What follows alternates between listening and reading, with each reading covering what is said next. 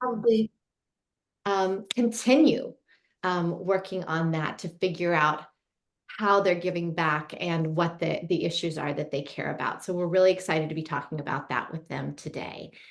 Um, our community-wide programs like Amplify Austin Day, which is what we hold in March, and our year-round specialty programs for businesses and nonprofits and individuals are all things that really make giving possible for everyone in the community.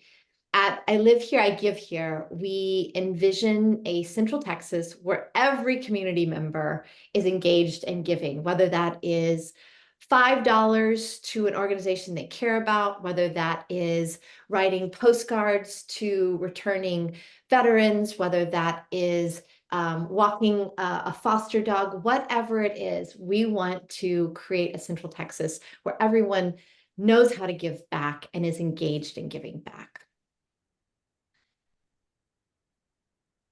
So I want to thank you all so much for joining us today for the first of many, we hope, offerings in our new online education series we're calling How to Give. So this How to Give series is really based on the 5 T's of giving. And I have to be honest, I have the 5 T's written down because I always forget the last 2. But the 5 T's of giving are time, talent, treasure, and then ties, meaning that you are connecting people, right? You are saying, hey, I live here, I give here. I've got a great donor, a great volunteer that should be working with you. And the last 5 is testimony. And that's just you telling your story, talking about how you fostered a dog and it changed your life, talking about how you gave gifts to kiddos at the children's shelter and it was incredible. So you talking about it is the testimony piece. But for each quarter, we're going to bring a practical topic and incredible panelists like these to start talking a little bit more about what it is and how it is that we give back and how to do that in a way that really works for where you are and who you are. So for this week, for this one, we're talking about nonprofit boards. And joining a nonprofit board is honestly one of the most in-demand needs that we have here in Central Texas for the nonprofit community. I think the number is that there are somewhere around 12,000 501c3 nonprofit organizations in Central Texas. And each one of those nonprofits needs dedicated, smart, engaged people on their boards, like Ryan Coaxum is here on the I Live Here, I Give Here board, to make sure that those organizations are operating successfully and have everything that they need. So it's just one of the best ways that you can give your talent. Just procedurally, if you have any questions during the panel discussion, please put them into the Q&A section and we will answer them towards the end. But in today's panel discussion, we have 3 amazing community members who are not just super incredible community leaders, but also people that I think of as friends. So I'm really grateful to all 3 of you for being here today. We've got Ryan Coaxum, the Senior Vice President of Community Development and External Affairs at Guaranty Bank and Trust, and also a board member here at I Live Here, I Give Here. We have Kathy Terry, who's the co-founder of P. Terry's Burger Stand, and an incredible woman that I met when she was a board member and I was an employee at the Safe Alliance, and someone that I have just seen as an incredible board member. And Parisa Fatehi-Weeks, hi, a wonderful friend, and she is the Senior Director of Global ESG at Indeed, but also one of those people that is not only engaged in a variety of really cool nonprofits, but also knows how to bring other people in. So whether I'm getting an email about workers' defense or whether I'm getting a note about an event coming up, she's just one of those people who knows how to get others involved. So with that, thank you all so much. And I'm hoping that as we have this conversation, which as you can tell already is going to be very formal because I'm a very serious person, but as we're having this conversation and I ask you questions, I hope that you will feel free to build on. So for example, the first question I'm going to ask you guys is to just share what boards you're on, but I would love to hear, and I'm going to call each of you in to do that, but I would love to hear, in addition to the boards that you're currently on, what boards you've served on as well. So if it's okay with you, Kathy, I'm going to start with you. Can you tell us what board you're on and what board you've been on recently? Yes, well, I'm currently still serving on the Safe Alliance board. It is the one board I've served the longest. I'm almost finishing out the last year of my 6-year term, and this is my second 6-year term with this organization. And I've served on the Heart Give Foundation board. I've served on Legacy of Giving. I've served on Leadership Austin. I can't remember if I'm missing any more. I've served on a lot of advisory boards. I currently sit on an advisory board for the Heart Give Foundation and for the Glow Foundation. And then I'm co-chairing the philanthropy circle that supports the Nobel Women's Initiative. So that's kind of where I am right now. I'm going to have to follow back up on the Noble Women, please, because it's so incredible and I love hearing about it. But I want to thank you for mentioning advisory committees too. I think people feel like they have to join a board, but an advisory committee is such a great way to learn about an organization, get engaged initially, and then decide if the board is right for you. Thank you for that. Okay, Parisa, tell us, what boards are you on and what boards have you been on, if you can even remember? Sure. So currently I am on the Housing Works Austin board. We are an affordable housing advocacy organization that serves the Central Texas region through research and education and advocacy. I'm also on the Austin PBS board, which I think speaks for itself. Hopefully you all um, benefit from the services of Austin PBS. You mentioned Workers Defense, which is a family of both the Workers Defense Project, our 501c3, which I used to lead that board. And we also have a Workers Defense Action Fund, which is a 501c4, which is the one I'm currently on and previously had been on the C3 board for over eight years. And then the National Digital Inclusion Alliance is a national organization dedicated to digital equity in communities across the US and some global work as well. There have been a few others. I've had the chance to also be on some advisory councils at the University of Texas, like our Texas Unions Advisory Council and the You Teach program, and the Ann Richards School Foundation. So I'll stop there. Good stuff. Thank you very much. And Ryan, what do you got for us?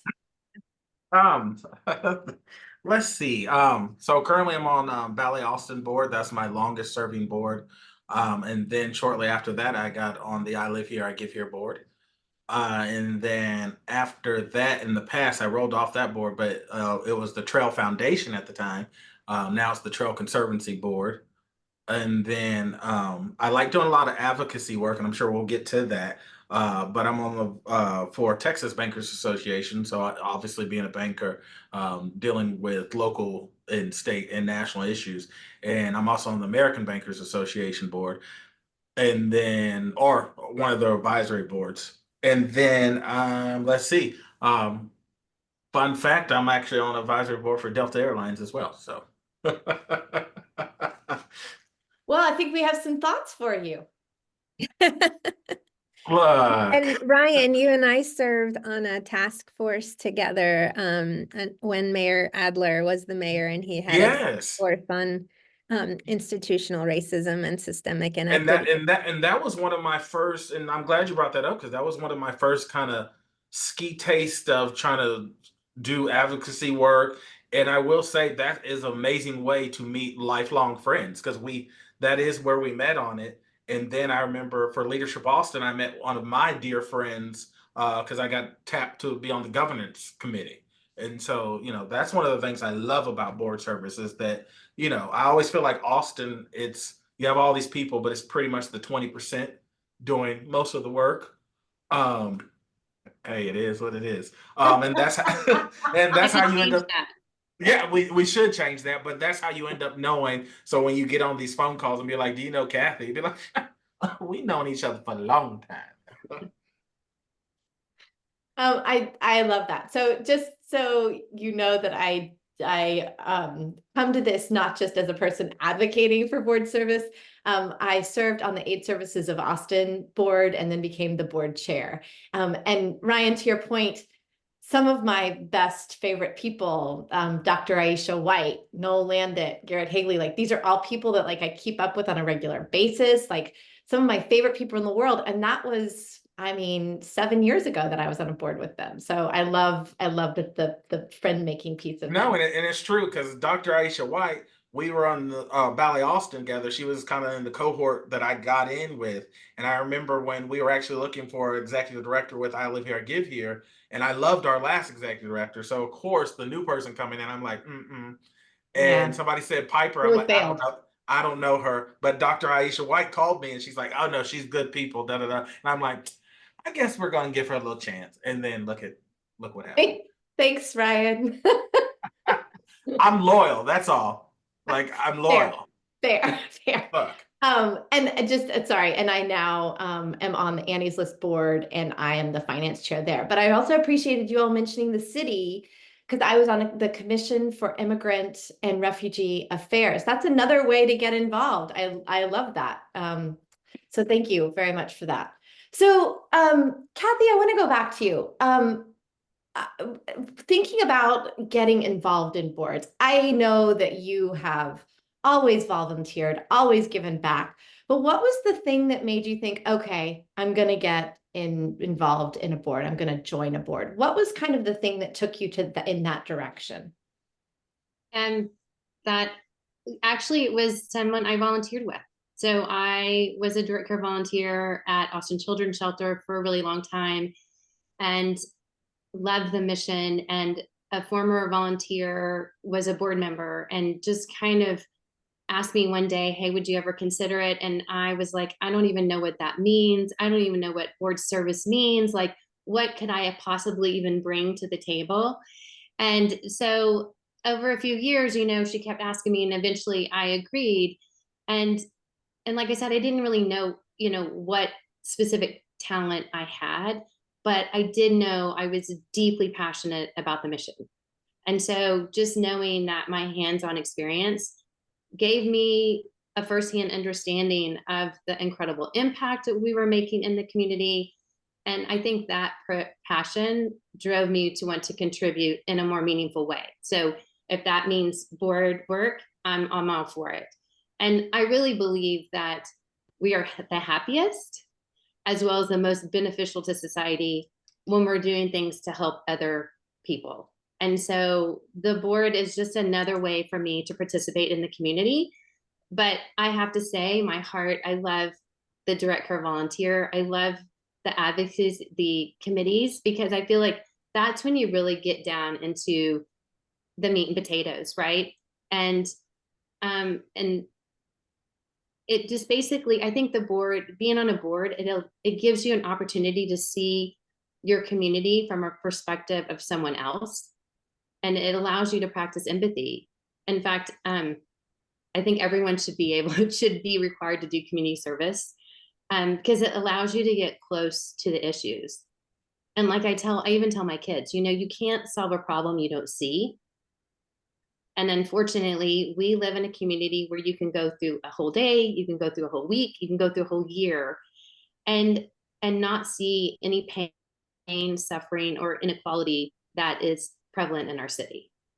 And so I think for me, just getting engaged and being engaged either on a committee or the board is just so rewarding. And, you know, I feel like I always remind myself of Brian Stevenson. I don't know if anybody follows Brian Stevenson, but I'm a huge fan of him. And he talks about this idea of proximity to suffering. And he always says, if you're willing to get closer to the people who are suffering, you will find the power to change the world. And so I feel like everyone should participate and learn about what are the needs of the community, right? And a great way to do that is to volunteer, to join a committee, to join a board. And anyway, I'm just rambling. So You're absolutely not. And Kathy, this is one of the things that I have told you this before that I truly appreciate about you is that you're not just doing this haphazardly. you have such strong, passionate thoughts about why we all need to get engaged. And it gives me chills, and I'm just so grateful for it. So, and we have the quote, we are the happiest and most beneficial when we are giving back. Thank you. We're done. But I appreciate that. Thank you. Thank you very much. Okay. Parisa, what about you? What first inspired you to join a board? Yeah, so I'll start with workers' defense. That was probably the first major board involvement that I got to do. And I started as a student attorney when I was in law school, getting to volunteer through my clinic and getting course credit to help represent immigrant workers who had experienced wage theft. And so that was 20 years ago. I had left Austin, and then I came back and I saw workers' defense had really grown in its power and its impact and its reach, and was invited to serve on the board. And something incredibly important about the workers' defense board structure is that 50% of our board representation comes from our membership. Our membership are the very people whose interests we seek to serve through the organization and its advocacy. And so I had this profound opportunity to learn from leaders who were experiencing wage theft, who were experiencing really unfair conditions. And I had my own lived experience growing up in Austin in an immigrant family. I wasn't born here. And we had our own journey with the immigration system. And so I had my own experiences, but I just learned so much from people like Claudia Golinelli, and still learning from Josefina Reina, who's on the C4 board with me. Claudia was on the C3 board with me. And I think it's just such a solid reminder, not only of what Kathy just described, but of how much we all have to learn from each other. And I had these like trappings of I'm this student attorney, or now I have this degree, but in fact, I was the student learning from the people on this board who were overcoming profound challenges. So that was my first experience on a board. That is so glorious. And Parisa, I just learned, I love three things that you said. First of all, the law school piece, right? First of all, I didn't know you went to law school, so you're even smarter than I realized, which is even more amazing. But the piece where you entered that situation and you got some professional development, right? Like there are things that we learn being on a board. ASA went through a merger. I know now how to do a merger because of nonprofits, because I did that. I love that you got that life experience. But I also think that both what you and Kathy both said is there's some real phase of life things happening. So at one phase, you were a volunteer. At another phase, you were a board member. And I love the way we all sort of go back and forth with these things that we care about. So thank you very much for that. Ryan, how did you get your start in board service? It was two-way. I mean, it was kind of two things, but it was Ballet Austin that kind of took that first chance on me. And I love Cookie Ruiz. I think she is amazing at what she does. And it's like if you're going to learn from anybody, Cookie is like the one. I mean, to this day, I'm still like, oh my gosh, that's so good. But I think the biggest thing with board service is you have to find something that you love. I always tell people, especially with like bankers and people like that, we can get on certain boards because of the steam of them. But at the end of the day, when people are calling you at 8, 9 at night saying, hey, we got to talk about this kind of emergency meeting, you're going to really want to kind of love what you're doing, to have that kind of drive and that passion for it. But with Ballet Austin, I love arts and culture. And one of the things that I saw is that, just speaking for me, I didn't really see myself in too many arts and culture organizations. And so one of the things that you can't do is make change from outside of the organization. You can't say, oh, I wish they did that. So, get in there and roll up your sleeves and be on those committees, those subcommittees, saying, okay, what would you like to see? And so that was one of the things that led me to Ballet Austin. I love the ballet. Obviously, I was just talking about Broadway before this, so any kind of just kind of arts and culture I love. But yeah, this is the first arts organization. I'm in love with it. And then, we have a big board. I think there's like 70 people on there. And I will say that, I pretty much called almost all 70, not some of the newer ones, not yet, but, saying, hey, Kathy, I'm Ryan. We don't know each other. Would love to grab coffee. Can you tell me more about the organization, maybe historical knowledge? What are you into? And it just kind of rolls from there. And I think once you, talk to your friends about, what you're into, it, it really will snowball. And so it's just kind of a beautiful thing. And then you form some of those friendships or professional connections or whatever it was that you were mentioning before. Yeah. I also really appreciate your point about changing from within. And I'm not sure if this is what you're referring to, but so many, I think people feel like boards are or are skewed towards white people. And so the New Philanthropists is an amazing organization here in Austin that is doing great work to make sure that people of color are on boards, feel comfortable being on boards, are welcome to boards. And so I love that aspect. Well, yeah, I mean, and to add on that, I think it starts there, and it's not just people of color. It could be women. It could be all these things. Like it could be a white male, predominantly, whatever it was. But you happen to be in that thing, so it's like, hey, let's get on that board, because what that allows is somebody kind of scrolling through the website and saying, "Oh wow, Kathy's into that. Maybe I want to be in that. I want to be into that too." And she doesn't understand that she was kind of opening the door for somebody else to kind of come up. And I think that's a real powerful thing, and we don't even realize sometimes that's happening. Yeah. Yeah. And Parisa, that goes back to your point about the membership of the Workers' Defense Board and 50% being members. I mean, that's just it's imperative, and I wish that more of us were doing that. But I think it also speaks to sort of this idea of talent and what people bring to the board, and people bringing their talents to the board. And Kathy, you talked a little bit about not knowing what talent, like when you got on a board, you didn't even know what talent you were bringing to that board, which I think is so fair. Like, am I just going to sit there?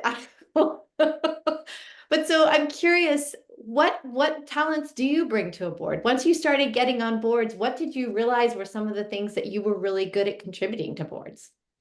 Well, I think for me, because I don't, I mean, I serve with people that are so talented and experts in their field, right? Like, and the nonprofits need that, right? They need the attorneys, they need the accountants, they need the people that are great at fundraising, and people are great with numbers. And I think for me, the thing that I brought was just not the lived experience, because I definitely think there should be more people with lived experiences on boards because they have a whole different perspective. But I think for me, just because I was volunteering, I kind of understood what the challenges our clients were facing. And then also the staff. I mean, the staff of these nonprofits are our unsung heroes in our community, hands down. I mean, what they can pull off, they are so nimble, they're so efficient, they're wearing 10 different hats and working with like nobody, no money, right? Like they're so resource not resource poor, but it's a challenge, right? They have to have their money go a long way. And so I think for me, I just keep, I mean, and I still do, I just want to make sure that we are getting the staff what they need in order to do their job, right? Because if they aren't supported, then the work doesn't get done. And so I think I'm the one that just, I hope I'm amplifying their voices at the board table and get them the resources that they need to get the work done. So I'm happy to ask the hard questions. I'm happy to, say, yeah, but how is this going to impact the client, right? How is this going to impact? So yeah, I think for me, it's just trying to see the big picture and the direction that we're going, strategically. I will say that as a staff member, when you were a board member, I also knew that I could write you and say, I need a 30-second video, or I need you to introduce me to this person, or and you did such a good job of making me feel like I had your support. And I know that other staff felt that way. So you did it. You Well, did thank that. you. You Well, I killed think it. people need to, I think we all need to catalog our access, right? Because some of us have access to so many things, right? Access to networks, access to resources, access to, you know, people, and we don't, we need to be grateful for it, but we also need to share it, right? And so I think that's the big deal, is thinking about cataloging, like, okay, what do I have access to, right? Other than the expertise and the talent, but maybe it, you know, bridging, like you said, the ties earlier, like maybe I can make a connection to someone. So always thinking about, who do I know? I love that. Thank you. Parisa, what about you? This is so funny because I feel like I could roll off my tongue what each of you brings to a board and how amazing you are. But in your eyes, what is the talent that you bring to boards? You know, I just listening to Kathy, it made me think a little bit about my prior chapter of my career was as a staff of a nonprofit civil rights law firm. And I remember sometimes being pulled into board meetings. I wasn't the executive director, so it wasn't a regular thing, but I'd give a report. And I remember as a staff person thinking, they really don't know our day-to-day work. They don't, and so what is this, like, what's the value add? I have to, this was much earlier in my career, so I will also claim that card. But now I understand a little bit more about, like, what you want is actually someone who's able to rise above the day-to-day and the fires you're constantly putting out, and helping to see the strategy from that slightly higher elevation to help connect and build coalitions. I sort of, that's my thing that I love to do, is like, I'm always trying to build coalitions, whether formally or informally. And I have enjoyed playing some of that role on some boards where I can see a synergy with another movement or another organization that we're not fully connecting yet. And I really enjoy and feel privileged when I get to be a part of, like, that dot connecting and locking arms with another cause. I love that. And I think you do that both with causes and, as I mentioned before, with people. Like, I feel like I have learned more about the workers' defense. I've learned more about the organizations that you're a part of because you're passionate about it and because you're telling people about it in ways that's very accessible. So I think you do great there. Ryan, what about you? What talent do you, and I'm going to tell you what talent you bring too, but what talent do you bring to boards? Oh, you're on mute, friend. Yeah, I said I just try to talent. Yeah, I just try to bring the fun to the boards. No, no. So I will say that one of the things, as a community banker, I noticed very early on that, you know, not all nonprofits just have this overly just healthy account of, you know, just millions and millions in their account. That's just not all nonprofits. And so as it is, some of the larger institutions, I won't say they won't bank you, but they won't kind of give you that needed, you know, how do we move this on? And, you know, and so that's one of our things that we say at Guarantee is that, well, you know, we're growing strong communities. And so, like, for instance, during COVID-19, when we were going through all that, I think I had maybe like 11 nonprofit boards just under my portfolio. However, you know, that was a whole thing. And a lot of these nonprofits were at the bigger institutions. And so they weren't getting paid attention. That happened, and so I went from 11 to, at the time, I think it was maybe like 39, 40. And that was only just because it was just kind of like, hey, you got $10. I love it. Come over here. You know, help me. I'll help you be the best, you know, people that you can in terms of banking. So it's like, what are the tools that you need to help that along? And so I always tell people I'm the best unpaid employee that you will have.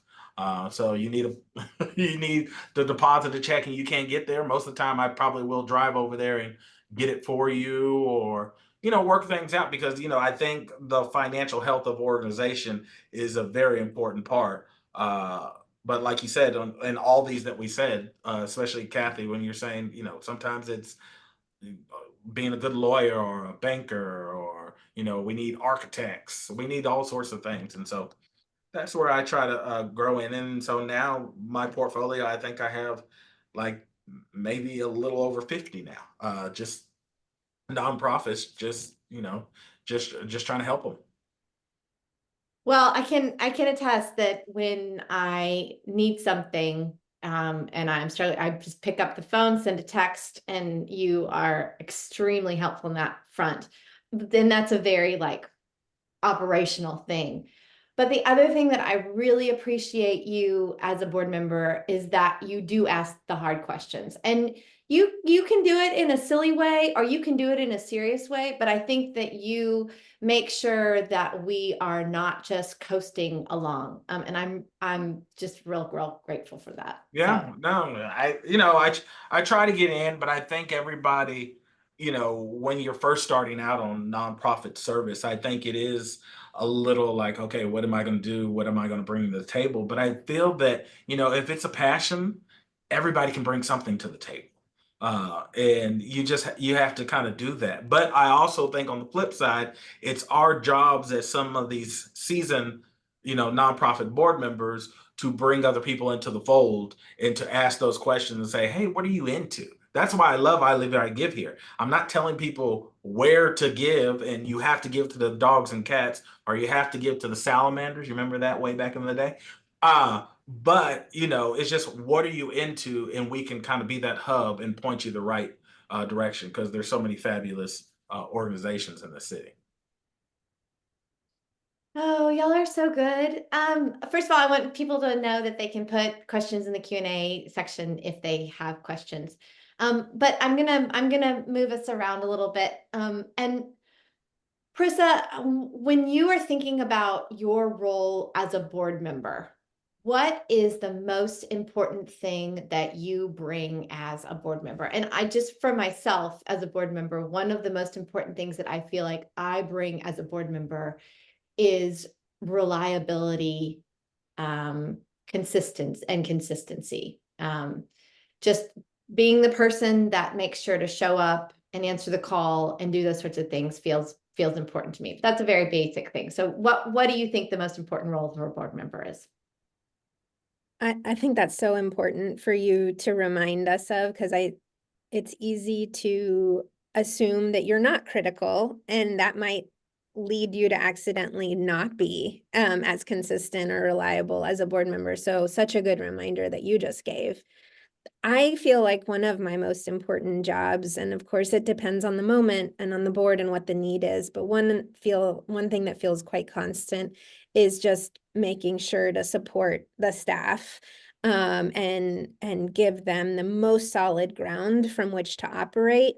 And then, of course, ask those hard questions that you were just alluding to. But I have found myself, whether I personally identified with the leader of a particular organization, saw that person navigating challenges that I myself had navigated in career, and they can't necessarily talk to any of their team members or reports about it. I feel like I've wanted to be a sounding board to help build confidence, to help address how normal it is to have those struggles. So I've seen that role as something that has just strengthen the foundation of a particular leader at a given time, or support the team at a given time.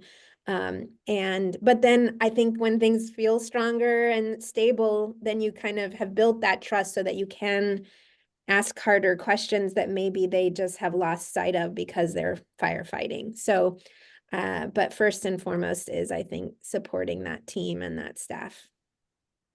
I love it. Thank you so much. And I appreciate both as a nonprofit employee, I appreciate that you both mentioned, you and Kathy have both mentioned how important that is. Ryan, what about you? What do you feel like is the most important job of a board member? For me, just being that kind of megaphone of the organization. And doing it like, some of your friends that went to Harvard, how they always just, it's not even in the sentence that they're saying, but you can be like, yeah, the weather's pretty hot. And they're like, yeah, when I was in Boston. When I was in Boston, you Cambridge. know, Cambridge. Cambridge. But and I make jokes of it, but because trust me, if I had a Harvard degree, everybody would know. However, I just think that's how I am about my organizations. And so anytime that I'm sitting, it could be here in Austin, here in Texas, or somewhere else, I'm just making sure to bring up the organizations that I serve on, because you never know where that leads. Because it's always some like interesting, like, oh yeah, I'm on the Ballet Austin board. This is kind of what we do. Oh my gosh, I love ballet. I mean, some of the biggest checks have come from people because I'm just running my mouth and they're like, hey, I'm into it. So for me, it's just being the mouth of the South. I love that. Thank you. And it's huge to amplify. That's that T part. That's that testimony piece, right? Okay, Kathy, what about you? What do you feel like is the most important role of a board member? Well, I agree with what everyone said. I mean, amplification is so important, and validating the staff and the mission. I think as a new board member, it's really, I mean, engagement is super important for everybody at every level. But I think as a new board member, really learning like what is the mission, what is, who's participating, and just I think the more you learn about the needs of the community and how that organization is meeting those needs, the better you are to talk about it and amplify it and be a voice for that organization. And also just I think the validation that you being on the board is validating that organization's mission, right? And I think Ryan said something to this point earlier, and that's important because people are looking to see, what are you doing, who are you supporting, where are you spending your time? And so talking about that is validating that this is an important issue to me, this is important to our community, and I want you to pay attention to this. Yeah. Piper, I just thought of something that I completely overlooked to say, and I'll just say it quickly. Most important job is also the selection of a new leader during a leadership transition time. And I've had the opportunity to be a part of that process a couple of times, and I should have mentioned that. Which Ryan obviously failed to be a part of, because look who's leading this organization now. I mean, come on, let's do better. Can't we? So wait, No, Kathy, I want to go back and ask you a question about that. So I think when you are a board member, we've talked a lot about sort of the distance, and I'm going off script here, a little bit of the difference between being a board member and kind of what staff needs from board members. I think that distance makes it hard to sometimes understand truly what the organization is doing. You're not in it every day. You might be going to events, but like you're not there holding the hands of the kiddos or whatever it is. So how have you found it's easiest or best to learn about what the organization does, to truly understand it as a board member? How do you really get in there? Well, I think a lot of boards have committees, and I think that's the easiest way, because at the committee level, then you really are getting into the meat of the organization, and you're working and you're meeting staff, because staff is coming to those meetings, and you're not looking at it from this level, right? You get to a step down, and so now you're getting more into the day-to-day. So I think that's by far a really easy way if the board has those subcommittees. But also just, I just ask, like, where can I plug in? Where can I help? Like, just, I mean, volunteering. I mean, some people don't have the time, and I get that. Like, we're all limited on our time.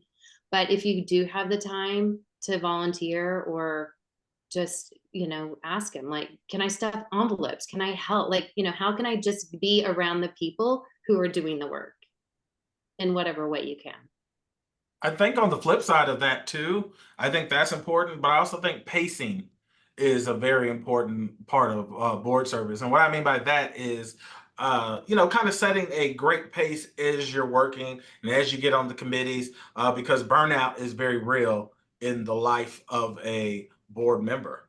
And we kind of want you there for the long run, and not the short run. And you've seen that how people get on there and they're like, I'm going to do this, I'm going to do this, I'm going to do this, and some of the organization is going to push you to do a lot of work too. But they'll be like, oh, we only have one meeting every 3 months, and then you get on there and they're like, you're like, governance, executive committee, uh, they'll all come. But I think pacing is a big part of that because I just wouldn't want anybody to just the burnout because it will happen. Oh And yeah, we've it's all real. probably seen it happen. Yeah, and if you're the one saying yes, they're going to keep asking you. Correct. Oh, we are. Yes. Yeah. Yeah. Yeah. I'm just trying to give I a whole view. Good with the bad. I made the mistake of getting on the elementary school PTA. Like Molly was a kindergartner and I was like, I'm doing this. And so I was on the PTA and I was all in. I'm like, I'm the mom that's going to do these things. And it took like a year and I was done. I was like, I said yes too many times. Yeah. So I hear you. Yeah. Yeah. Great recommendation. Pace yourself. Face, very nice. So then I want to hear a little bit about sort of your experience on boards, both sort of the high and the low, the challenging and the rewarding. So I would love to hear from each of you what has been the most challenging experience you've had as a board member and what has been the most rewarding experience as a board member. And for me, when I was at AIDS Services of Austin, we were deciding whether or not to merge with a national nonprofit. And it was a really hard conversation. It was very, very hard. It still is hard. And that was really challenging. And being in charge of the board as we were making the decision. But then the pandemic hit and AIDS Services of Austin was with this larger organization and they were able to survive and thrive because they had the protection of this large nonprofit. So that was also really rewarding. So that's my example. But Ryan, I'll start with you. I can give you that because I know it because I think, especially when you're younger, you think board service and you're like, oh, this is going to be great. And this is very high level. We're running things. It's great. But I know the moment that I was real taken aback was during the pandemic. And it went from this big high level, this is amazing, we're volunteering, passionate, to then closed door meetings about furloughing, laying off, those kind of things. And I think that really kind of takes wind out of your sail. And what we talked about earlier in terms of what you are good at, that's when it really, comes into play. Because these are livelihoods. This isn't just an organization that people are just kind of volunteering at. And so y'all's point to, and we know these staff members because they come friends and you show up to birthday parties and all these things. So when you're talking about furloughing or, 20% pay cuts, it's hard. So that's definitely I would say that my bottom. I'll think about, the top is just having fun.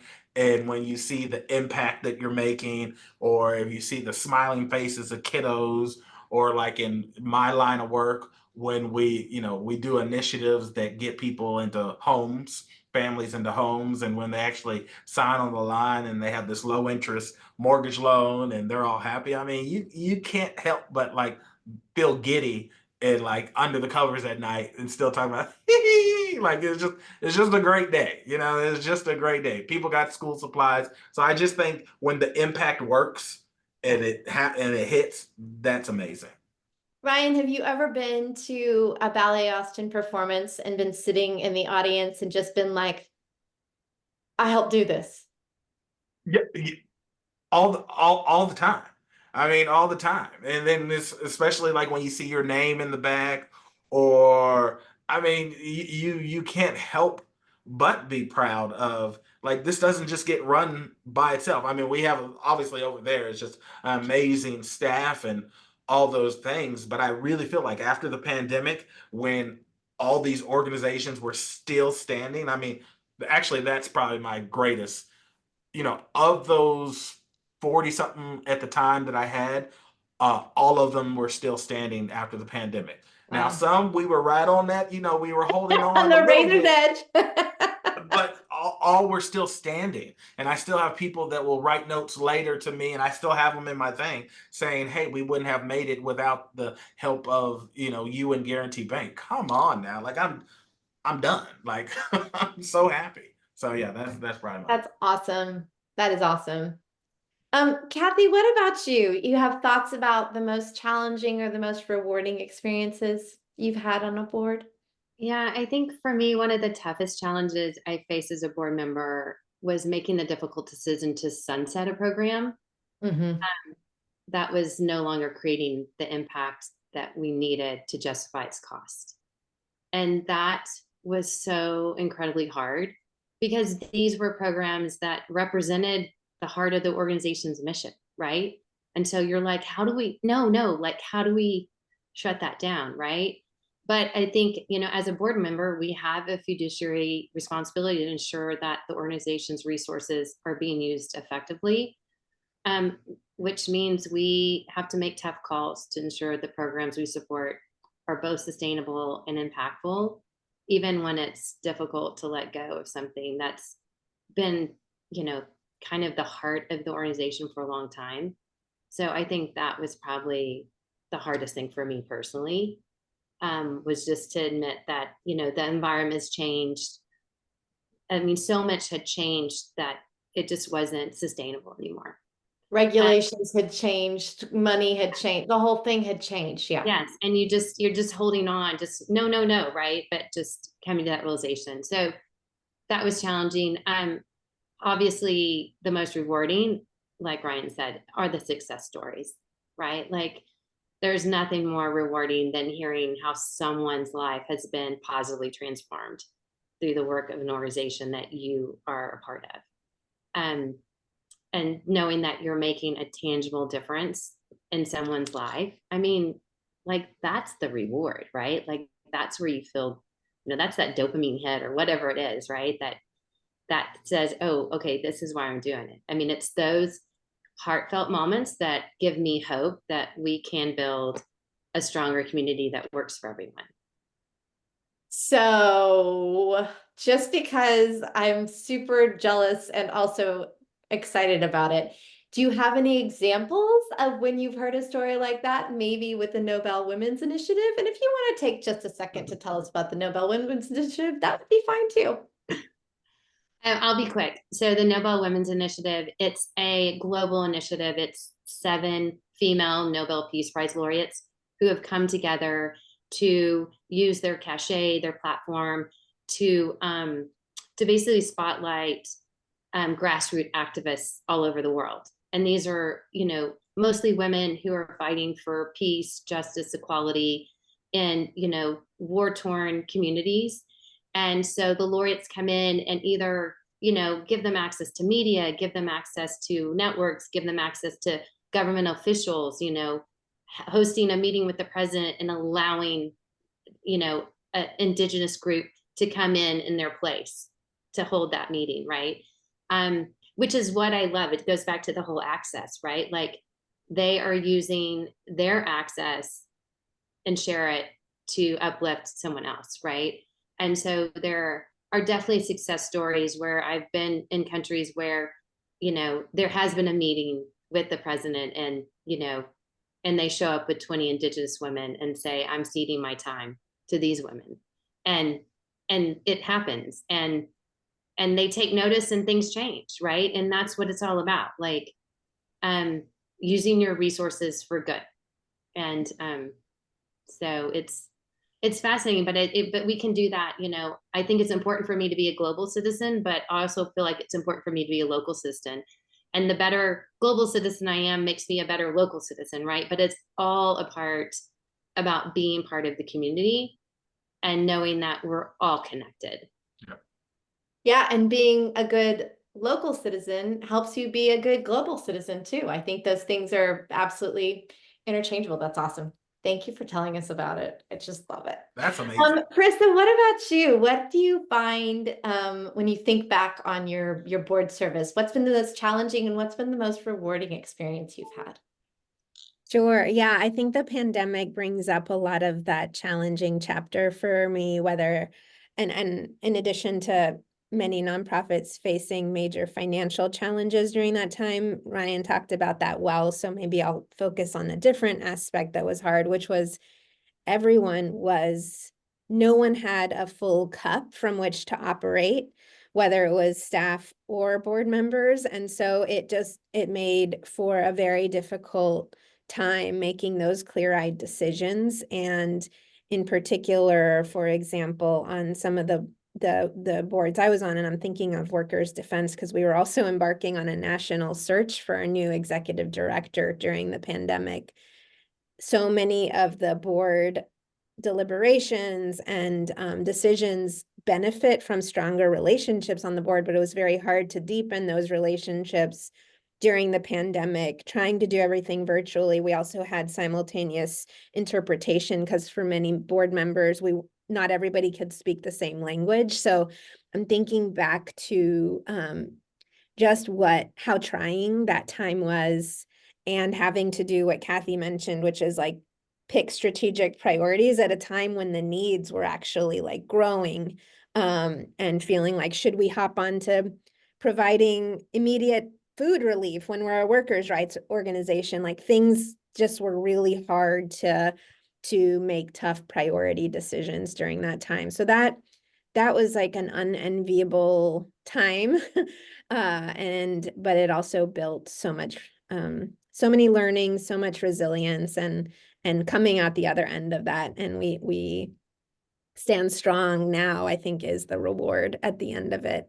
And I'm similar, but I would say I'm a very self-interested community member, and no matter how much of a dopamine hit I might get from helping someone, if I don't experience some kind of joy in the process of doing the thing, I will probably go somewhere else so that it can be both the process is joyful and the outcome.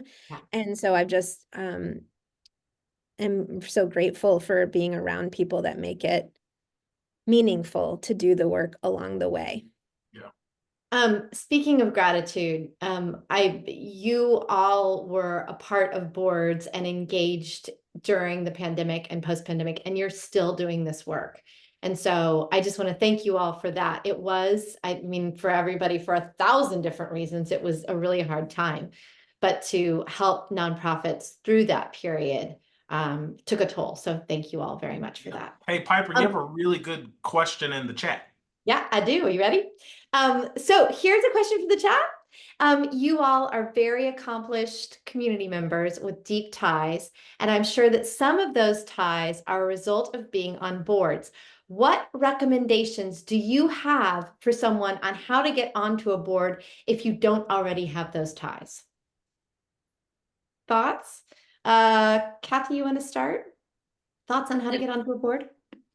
Yes, I think, well, first of all, two things. You can either identify an organization that you're really passionate about and just reach out to them and just, either try to volunteer, see if they have committees. Cause I know a lot of board subcommittees allow people from the community that are non-board members to participate. And that is a perfect way to say like, hey, I'm into finance or, whatever your expertise is, and see if there is a committee that is doing that type of work. That's a great way to get on. Also, if you know someone that is, look in your contacts and see if you know other people that are board members, and to take them to lunch and ask them, like, will they make an intro? Unfortunately, so many of the boards, and this is trend I hope is changing, but a lot of times it was, the board would recommend the next board member, right? And so it's a small network. And so I think, I've always been a proponent to like, we definitely need to throw the fishnet out further and get people that are not, in the network of the board. So really tapping into the people that but I think the best thing is really finding the organizations you're passionate about, reaching out to them and saying, how can I get involved? Thank you. Yeah. Krista, what do you have? Oh, Ryan, what do you have to add? Oh, no. I was going to say, somebody told me a long time ago, and it relates to board membership too, but it can relate to, jobs as well, is, look on the website. Everybody always has at least the names, probably photos of the board members listed on the website. And sometimes email addresses, or you go to LinkedIn and get email addresses. But he told me, he's like, do a lot, like Kathy says, do a lot of coffees, because one thing is, if somebody goes up to you and says, Piper, I enjoy everything that you do, you've done really good work, could you just sit there and tell me about yourself? You have a 98% chance that somebody's gonna be like, you want me to talk about myself? I love doing that. And most people will, and especially in Austin, we have a really loving community, and a lot of people will say, especially people on board service, if you come to me and say, hey, I'm trying to get into board service, which many young people do, I probably will clear my schedule even if I have something else, because I need these star players, because like my dad says, he's a pastor of a church, but he's like, I don't want to be pastor forever. He's like, I wanted to the point where he hangs up that robe and goes on a beach somewhere. And I want to do that as well, but I want to make sure that these nonprofits are in good hands. Yeah. So if I can be that person, kind of that entree, I'm going to do it every time. Yeah. Thanks, Ryan. Parisa, what would you add? I think they covered it. I agree really with approaching, seeing if you can volunteer or get on a committee, just so you have that direct hands-on experience with what services maybe they're providing. I'll also plug what you did at the beginning, which was the new philanthropists. And frankly, even this webinar is an example of what I Live Here, I Give Here is doing. I bet if you reached out to either new philanthropists or I Live Here, I Give Here, and said, here are some of the issues that I'm interested in, here's the part of town I live in, I bet they know already of boards in that area that are looking. And I encourage you to step into it, because it shouldn't just be a closed process to that small group of people that just recycles across boards. I don't think that's an outcome any of us think makes things better. I agree with you wholeheartedly. When I decided that I was going to join a board because it was the adult thing to do, but I had no idea how to go about that. And so I went onto the Mission Capital website, and they will list some board openings. And I just started interviewing boards, and that was such a bizarre way to do it. I Live Here, I Give Here, to your point, Parisa, also quarterly posts a list of literally dozens of board openings. We go out to the nonprofits that are nonprofit members and say, do you have board openings? And we put that out there, and that's a great list. Before I close this out and tell people, board program. You should probably talk about it. You're just one step ahead of me, Ryan. Well, I'm just saying, it was one step ahead of me. It was a great segue. It was a great segue. So, Carl, thank you so much for that great question. And before I talk about the board training program, which is something that we're doing on November 12th, which is another great way to get involved with I Live Here, I Give Here, and also to find out how to be a board member. So if this conversation today has piqued your interest about board service, and if it's something that you're considering, I want you to join us at the board training program. It's November 12th. All the details are on the screen right now, and you can learn more and sign up at ilivehereigivehere.org. It's an incredible day filled with really brilliant people talking about, well, like these brilliant people, honestly, talking about board service, what it is, what it isn't. And then at the end of the day, we have sort of a meetup between people that have taken the training and nonprofits that need board members, so that you can, in real time, kind of do a dating service there at the end of the day. So please join us for that. We would love to have you. And with that, I just want to give a huge thank you to our incredible panelists today. Thank you for sharing your board experiences today, Ryan and Terry and Parisa. It has been, Ryan and Kathy and Parisa, sorry. It's been just an absolute delight to talk with you, and I'm really grateful. So thank you for your time and frankly, for all that you do for our community. We're very, very, very lucky to have you all. And if anybody wants to talk offline, contact Piper and she'll give you my information. There you go. Look, Thank you. Bye-bye. Bye. Thank you all. Have a good Thank rest of your you. day.